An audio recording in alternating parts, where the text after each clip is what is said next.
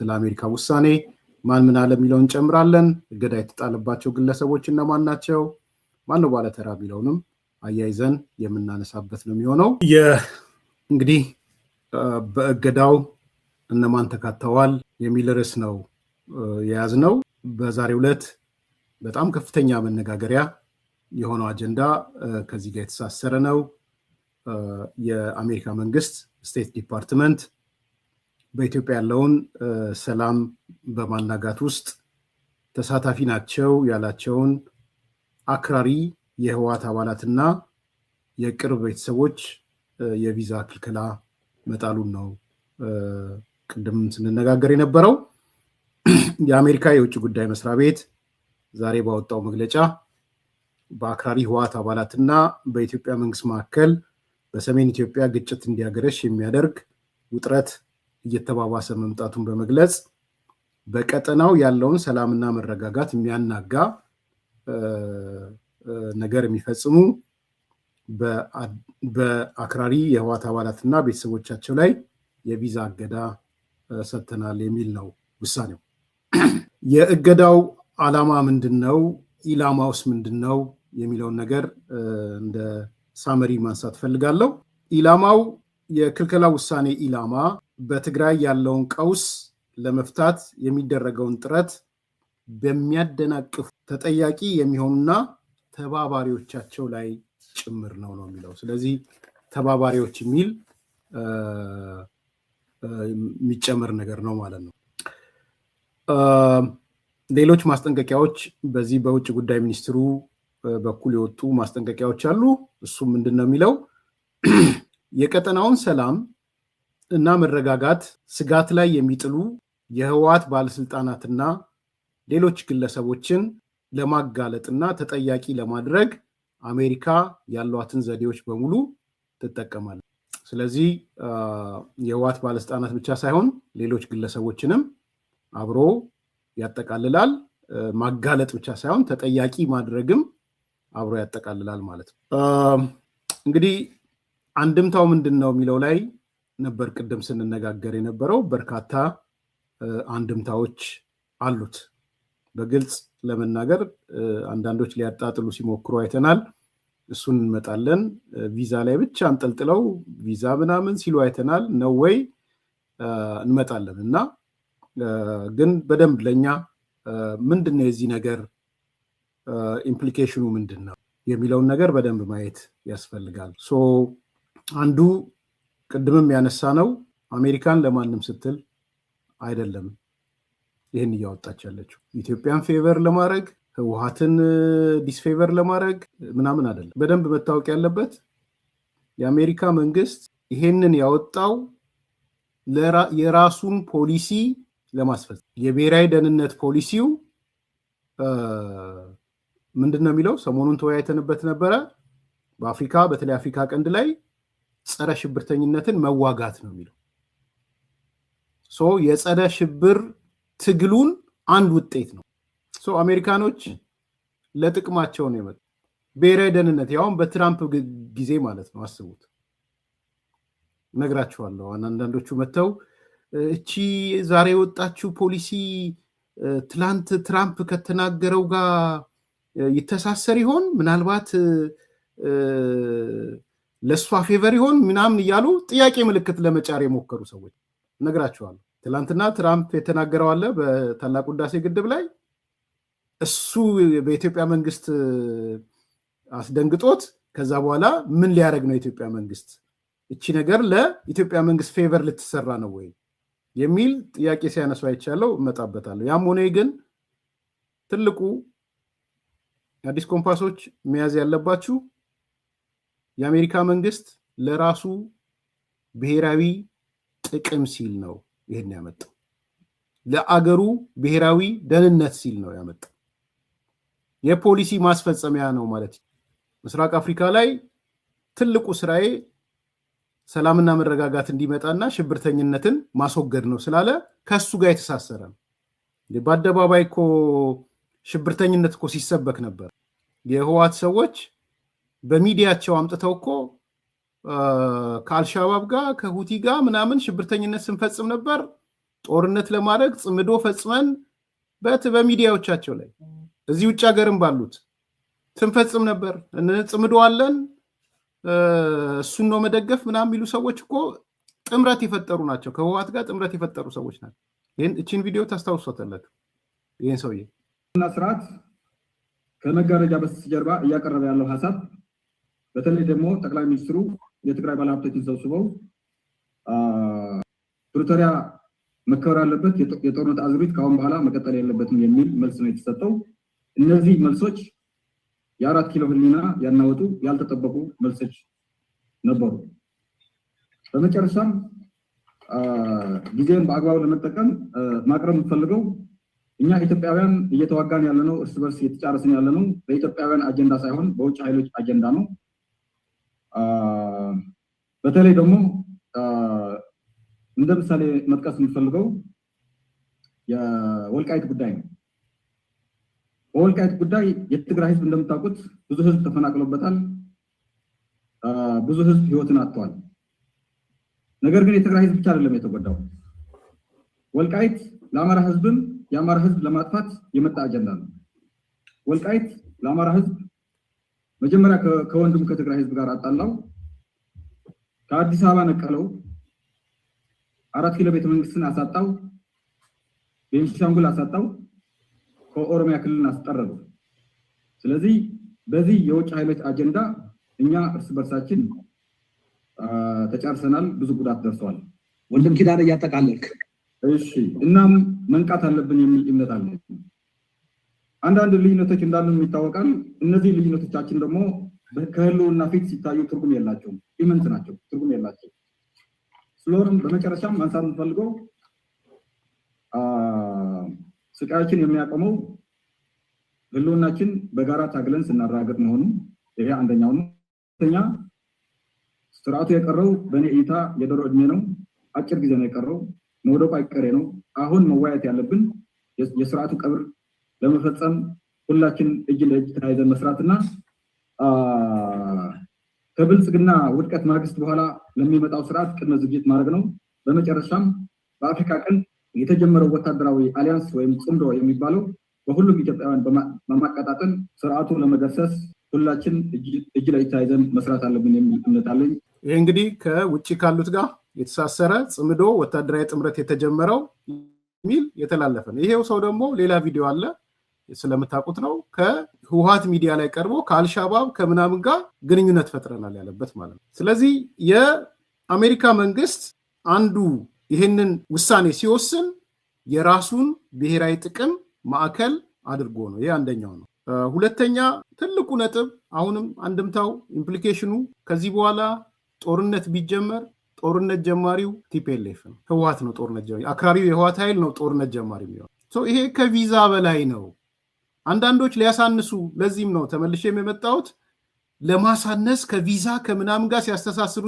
አይደለም ሲምቦሊክ ነው ጦርነት ቢጀመር ተጠያቂዎቹ እናንተ ናችሁ የሚል ነው የተሰመረው ከዚህ በኋላ ማንም ጦርነት ማጀመረ ማተኮሰ ምናምን የሚባል ጥያቄ አይኖርም አክራሪው የህወሓት ኃይልና ተባባሪዎቻቸው ጦርነት ጀማሪው ሁለተኛው ነጥብ እሱ ሶስተኛ አንድምታው ይሄ ራሱ ቲፒኤልኤፍን ለሁለት ነው የሚሰነጥቀው እዛው አሁን ያለው ትግራይ ያለው በአንድ በኩል አክራሪዎች የተባሉት አሉ አሁን እዚህ ሳንክሽኑ ላይ የሚመጡ ሌላው ደግሞ ሌላ ይባላል ስለዚህ ኢቭን ስሩ ቲፒኤልኤፍ ክፍፍል ነው የሚፈጥረው ስብሰባ እንድተቀመጡ ሰምቻለሁ በነገራችን ከመግባቴ በፊት አስቸኳይ ስብሰባ ብለው ተቀምጠዋል ይሄ ኮማንድ ፖስት ይሄ 9 አባላት ማለት ሜቢ ነገ መግለጫ ሊያወጡ ይችላል ወይ ለሊት አንድ ሳይድ ነው እንደዚህ ምናምን ያልሆነ ነገር ነው ጦርነት እየመጣ ያለው እየከበበን ያለው ፌደራል መንግስቱ ነው ምናምን የሚል ውይይት አላቸው አስቸኳይ ስብሰባ መጥራታቸውን ሰምቻለሁ ከመግባቴ በፊት ማለት ነው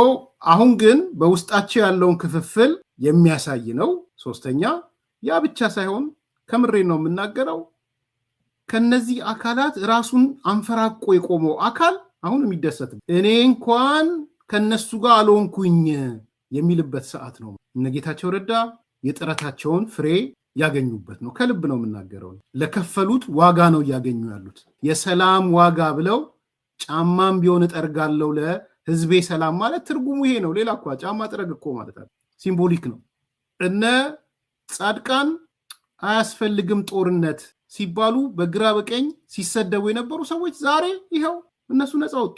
ሌላው ቢቀር እስከ ዳር እንዳለችው የአሜሪካ መንግስት የተጠቀመበት ቋንቋ እንኳን የነጌታቸው ረዳ ቋንቋ አክራሪው ኃይል ሃርድ ላይነርስ ቴንክ ዩ እስከ ዳር ለምን የተጠቀመው ሲምቦሊክ ማድረግ ስለፈለገም ነው። ሁሉም ህወሓቶች አይደሉም እዚህ ውስጥ በደንብ ተረዱ። ይሄ አክራሪውን አንድምታው ከሌላው ህወሓት አባላት የሚነጥል ውሳኔ ነው። ይሄ ውሳኔ ህወሓት አሁን ስጠረጥር እንግዲህ 70,000 60,000 አባላት ይኖሩታል። አሁን ሳይ እንደ ድሮ 200,000 300,000 ያለው አይመስለኝም። እንደው በቃ 60,000 70,000 አባላት ይኖሩት ይሆናል። ከነዚህ ከ60,000 ወይ 70,000 ወይ 50,000 እንደውም ከ50,000 የሚበልጥ አይመስለኝም። የህወሓት አባል ያው ታጣቂ ውስጥ ያለው እንዳለው ነው ማለት ነው። ከነዛ ውስጥ ምንድነው እየነገራቸው ያለው? ታጣቂው ራስን ዲሶሴት አድርግ፣ ማዕከላዊ ኮሚቴ ወይም አባላት የምትሉት ራሳችሁን ከነዚህ ሃርድ ላይነሮች ዲሶሴት አድርጉ። እሱን ነው እየተናገረ ያለው። ስለዚህ የአሜሪካ ውሳኔ አክራሪውን ኃይል ሃርድ ላይነሩን ከሌላው በሚነጥል መልኩ የተሰራ ነው። ስለዚህ እነ ጌታቸው እፎይታ ያገኙበት ነው። እነ ፕሮፌሰር ክንደያ እፎይታ ያገኙበት ነው። እነ ጀነራል ዘውዱ ኪሮስ እፎይታ ያገኙበት ነው። ሌሎቹም ሶስተኛው አንድምታ እሱ ነው። አራተኛ በጣም መነጋገር ያለብን ስለደነገጡ የቪዛ ምናምን ሊያጣጥሉ ሄዱ ሰዎች እያየው ነው። ቪዛ ነው እንዲህ ነው። ትላንትና እኮ ሽመልስ አብዲሳ እንትን ቀረ ምንድነው ስንዴያቸው ቀረብን አለ ምናምን የሚል ከፊት ለፊት ለማምጣት የሞከሩ ሰዎች አሉ። የኔ ወንድም ያኔም ቢሆን የኢትዮጵያ መንግስት ዋጋ ከፍሏል። ዝርዝር መረጃው ባይኖረኝም ዋጋ ከፍሏል የኢትዮጵያ መንግስት በወቅቱ። አይ ዶንት ቲንክ የአቶ ሽመልስ ቃል በተግባር ሲቀየር እሳቸው ሽመልስ እንዳለው አይመስለኝም። በጣም ኮስት አድርጓል። ተመሳሳይ ነው። አሁን አቶ ሽመልስ ስላለው አሁንም እንደዛ ይሆናል ማለት አይደለም። አሁን በተወሰነ መልኩ የኢትዮጵያ መንግስትና የአሜሪካ መንግስት መካከል ከዛ አልፎ በየአመቱ የሚገናኙበት እኮ የጋራ ኮሚቴ አቋቋሙ እኮ አይደል? ኢትዮጵያ ላይ ያለው ሳንክሽንም ተነሳ። የጦር መሳሪያ ባለፈው ወር ነው አይደል የተነጋገር ነው እንዴ? በኢትዮጵያ መንግስት ላይ ተጥሎ የነበረው የጦር መሳሪያ ማዕቀብ ሁሉ ተነስቷል። እሱ ብቻ አይደለም። በየአመቱ አንድ ጊዜ ኢትዮጵያ፣ ሌላ ጊዜ አገር አሜሪካ የጋራ ኮሚቴ የውጭ ጉዳይ መስሪያ ቤቱ ቁጭ ብለው ይነጋገራሉ። ስትራቴጂክ አሊያንስ ነው የተፈጠረው ከአሜሪካ ጋር። አሁን ያለበት ሪያሊቲ የኢትዮጵያ የጦር መሳሪያ ማዕቀብም የተነሳበት ከመነሳትም አልፎ የኢትዮጵያ መንግስትና የአሜሪካ መንግስት እንደ መንግስት አንድ አመት አዲስ አበባ አንድ አመት ዋሽንግተን ዲሲ እየተገናኙ በጋራ ብሔራዊ ደህንነቶችን የሚገመግሙበት አቅጣጫ የሚያስቀምጡበት ይሄ ትልቅ ለውጥ ነው። ስለዚህ ለሌሎችም ከሃርድ ላይነሮቹ ከቲፒኤልኤፍ ሃርድ ላይነሮች ውጪ ያሉ ሰዎች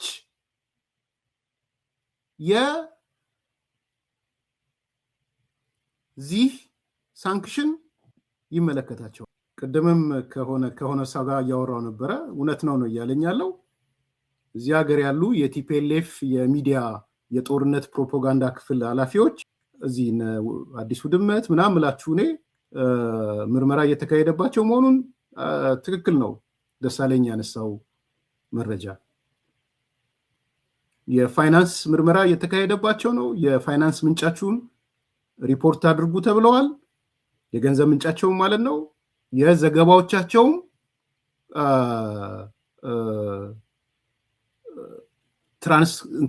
ትራንስክራይብ ሆኖ ሪፖርት ተደርጓል። አሜሪካን ሀገር ቁጭ ብለው ጦርነት የሚሰብኩ ተብሎ ማለት ነው። ይሄ ዝም ብዬ ለተራ ወሬ አይደለም የምነግራችሁ፣ ትክክለኛ ወሬ ነው የምነግራችሁ።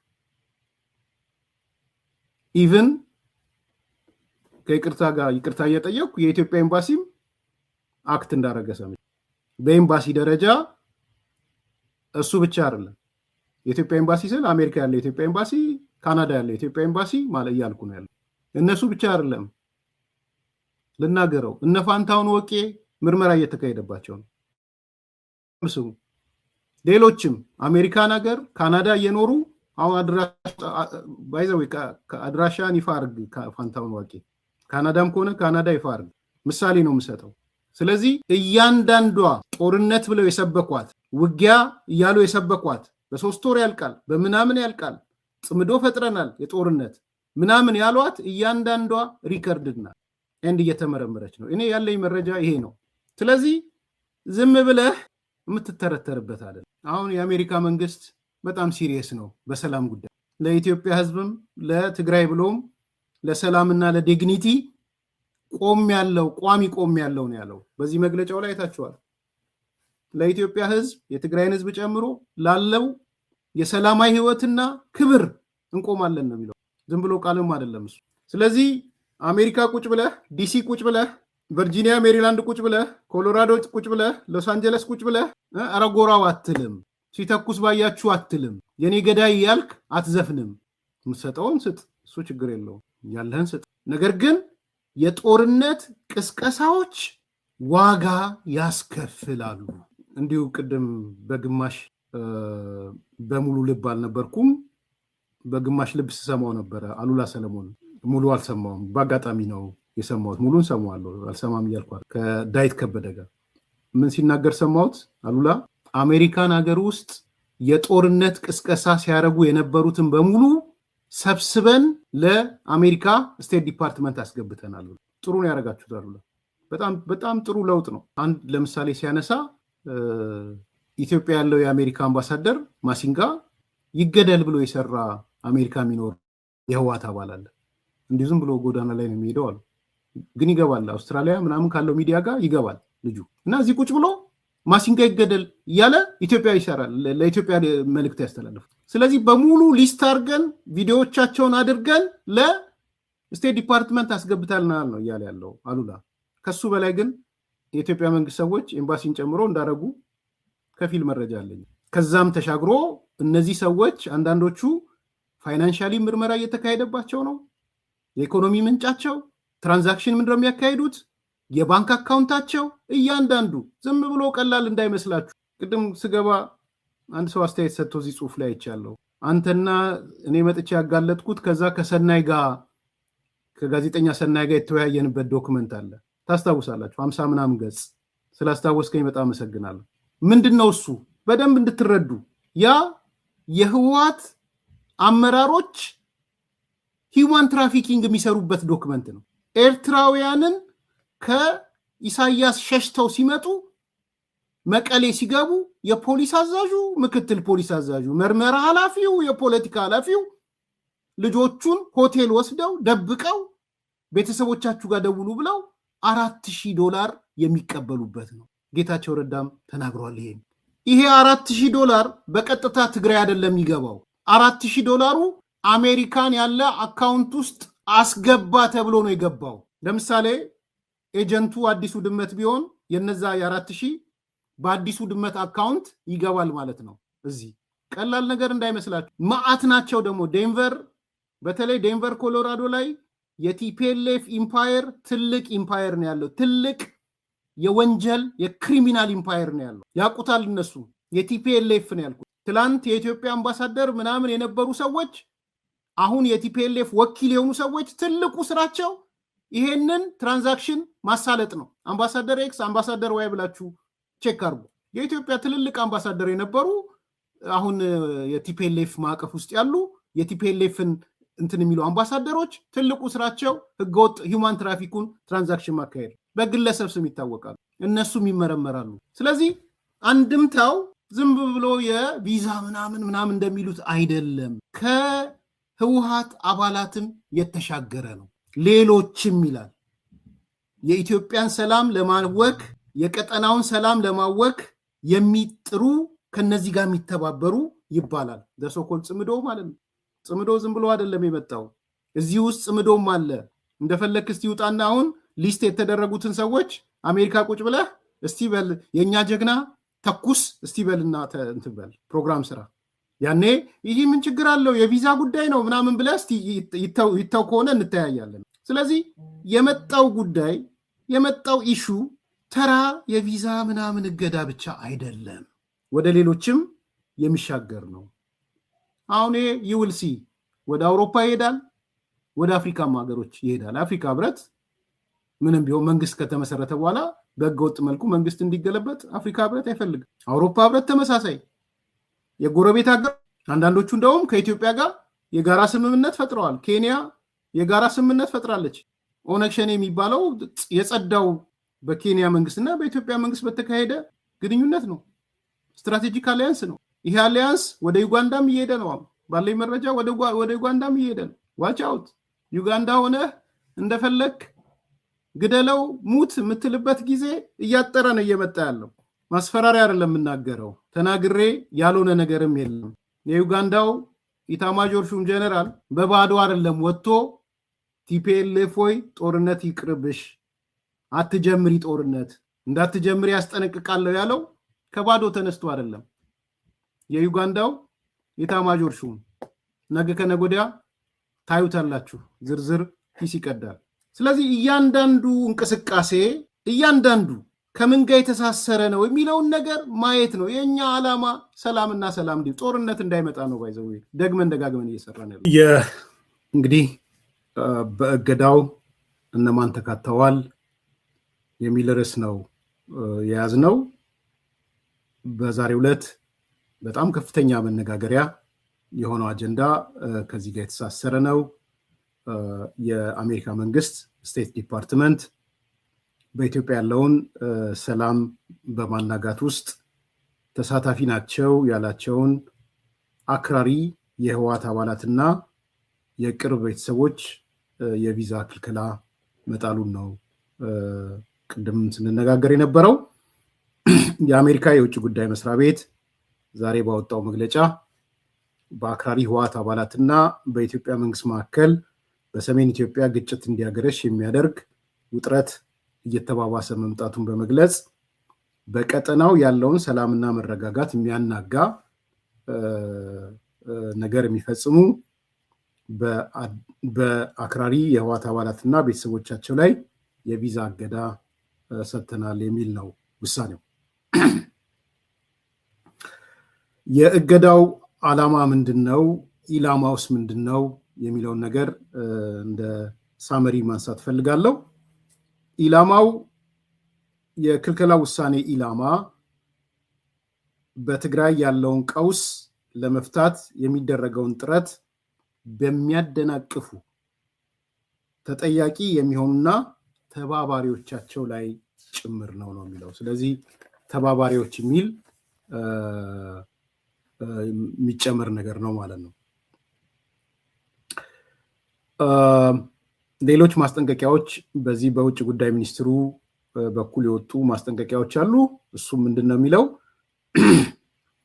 የቀጠናውን ሰላም እና መረጋጋት ስጋት ላይ የሚጥሉ የህወሓት ባለስልጣናትና ሌሎች ግለሰቦችን ለማጋለጥና ተጠያቂ ለማድረግ አሜሪካ ያሏትን ዘዴዎች በሙሉ ትጠቀማለች። ስለዚህ የህወሓት ባለስልጣናት ብቻ ሳይሆን ሌሎች ግለሰቦችንም አብሮ ያጠቃልላል። ማጋለጥ ብቻ ሳይሆን ተጠያቂ ማድረግም አብሮ ያጠቃልላል ማለት ነው። እንግዲህ አንድምታው ምንድን ነው የሚለው ላይ ነበር ቅድም ስንነጋገር የነበረው። በርካታ አንድምታዎች አሉት። በግልጽ ለመናገር አንዳንዶች ሊያጣጥሉ ሲሞክሩ አይተናል። እሱን እንመጣለን። ቪዛ ላይ ብቻ አንጠልጥለው ቪዛ ምናምን ሲሉ አይተናል። ነው ወይ እንመጣለን እና ግን በደንብ ለኛ ምንድነው የዚህ ነገር ኢምፕሊኬሽኑ ምንድን የሚለውን ነገር በደንብ ማየት ያስፈልጋል። አንዱ ቅድምም ያነሳ ነው አሜሪካን ለማንም ስትል አይደለም ይህን እያወጣች ያለች፣ ኢትዮጵያን ፌቨር ለማድረግ ህወሓትን ዲስፌቨር ለማድረግ ምናምን አይደለም። በደንብ መታወቅ ያለበት የአሜሪካ መንግስት ይሄንን ያወጣው የራሱን ፖሊሲ ለማስፈጸም። የብሔራዊ ደህንነት ፖሊሲው ምንድን ነው የሚለው? ሰሞኑን ተወያይተንበት ነበረ። በአፍሪካ በተለይ አፍሪካ ቀንድ ላይ ጸረ ሽብርተኝነትን መዋጋት ነው። የጸረ ሽብር ትግሉን አንድ ውጤት ነው። አሜሪካኖች ለጥቅማቸው ነው የመጡት። ብሔራዊ ደህንነት ያውም በትራምፕ ጊዜ ማለት ነው። አስቡ፣ ነግራችኋለሁ። አንዳንዶቹ መጥተው እቺ ዛሬ የወጣችው ፖሊሲ ትላንት ትራምፕ ከተናገረው ጋር ይተሳሰር ይሆን? ምናልባት ለሷ ፌቨር ይሆን ምናምን እያሉ ጥያቄ ምልክት ለመጫር የሞከሩ ሰው ነግራቸዋል። ትላንትና ትራምፕ የተናገረው አለ በታላቁ ህዳሴ ግድብ ላይ እሱ በኢትዮጵያ መንግስት አስደንግጦት ከዛ በኋላ ምን ሊያደርግ ነው የኢትዮጵያ መንግስት እቺ ነገር ለኢትዮጵያ መንግስት ፌቨር ልትሰራ ነው ወይ የሚል ጥያቄ ሲያነሱ አይቻለው እመጣበታለሁ። ያም ሆነ ግን ትልቁ አዲስ ኮምፓሶች መያዝ ያለባችሁ የአሜሪካ መንግስት ለራሱ ብሔራዊ ጥቅም ሲል ነው ይሄን ያመጣው። ለአገሩ ብሔራዊ ደህንነት ሲል ነው ያመጣው። የፖሊሲ ማስፈጸሚያ ነው ማለት ይቻላል። ምስራቅ አፍሪካ ላይ ትልቁ ስራዬ ሰላምና መረጋጋት እንዲመጣና ሽብርተኝነትን ማስወገድ ነው ስላለ ከሱ ጋር የተሳሰረ ነው። በአደባባይ እኮ ሽብርተኝነት እኮ ሲሰበክ ነበር። የህወሓት ሰዎች በሚዲያቸው አምጥተው እኮ ከአልሻባብ ጋር ከሁቲ ጋር ምናምን ሽብርተኝነት ስንፈጽም ነበር፣ ጦርነት ለማድረግ ጽምዶ ፈጽመን በሚዲያዎቻቸው ላይ እዚህ ውጭ ሀገርም ባሉት ስንፈጽም ነበር፣ ጽምዶ አለን እሱን ነው መደገፍ ምናምን የሚሉ ሰዎች እኮ ጥምረት የፈጠሩ ናቸው። ከህወሓት ጋር ጥምረት የፈጠሩ ሰዎች ናቸው። እቺን ቪዲዮ ታስታውሷታላችሁ። ይህን ሰውዬ እና ስርዓት ከመጋረጃ በስተጀርባ እያቀረበ ያለው ሀሳብ በተለይ ደግሞ ጠቅላይ ሚኒስትሩ የትግራይ ባለሀብቶችን ሰብስበው ፕሪቶሪያ መከበር አለበት፣ የጦርነት አዙሪት ከአሁን በኋላ መቀጠል የለበትም የሚል መልስ ነው የተሰጠው።